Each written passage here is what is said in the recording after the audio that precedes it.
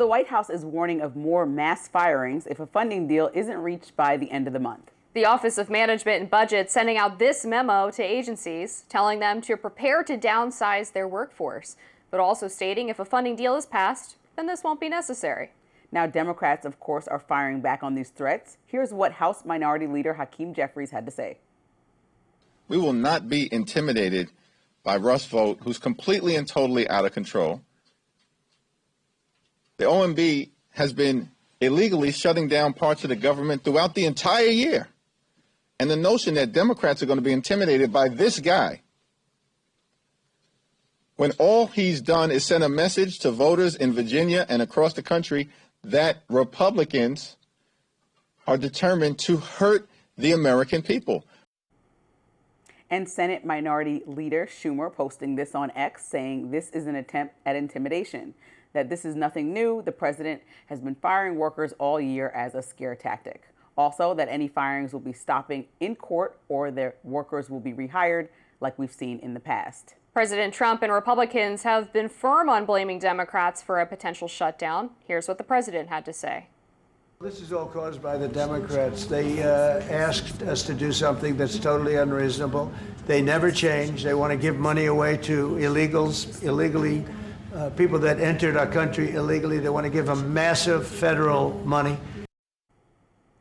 I remember reading a study earlier this year that, I don't know if it still stands, or last year, that it was the most ineffective Congress we've seen in decades. Robbie and I agree about this, one thing, but I'm just like, the fact that, you know, I think that the government shutting down is just an overall failure of people to do their jobs that are in those positions. Like furloughing people for weeks or months, putting people out of work, not being able to come up with a game plan to actually fund the things that are necessary to keep our country running smoothly, but on the back end, not even be able to have a conversation. So I know that Democrats and President Trump were supposed to meet earlier this week to have a conversation. And then Trump said he read something that they said and just said, cancel it, it's too much, which is also not a great, when you're negotiating, as he knows, as he sits across the table from people and leaders like Russia and Putin, like, you don't just throw what you want at the table. There's a conversation that happens. He's the great negotiator, right? So he ran on that. Why can't he come to the table and have a dialogue?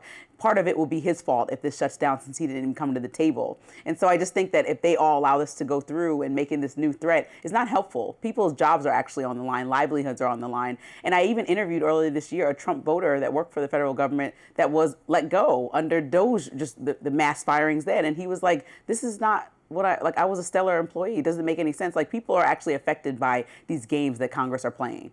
Yeah, so I'll start with a point of agreement, which is that Congress is ineffective. And okay, so all three of us agree. Yeah, I mean, the constant last-minute spending bills is like incredibly frustrating. It's every time.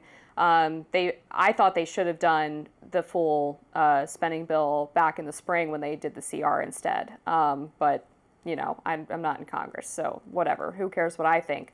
All that being said, I do think part of the negotiation is sometimes being willing to walk away from the table when the demands that you're being asked for are unreasonable, which I think the Democrats are. Look, obviously it takes 60 votes in the Senate to pass this spending bill. Republicans have 53 votes. So Democrats will take the blame for this. They're minority party, and they're asking for really unreasonable things like bringing back funding for healthcare for illegal immigrants, bringing back spending on transgender surgeries. The American people don't want either of those two things if you poll them and ask.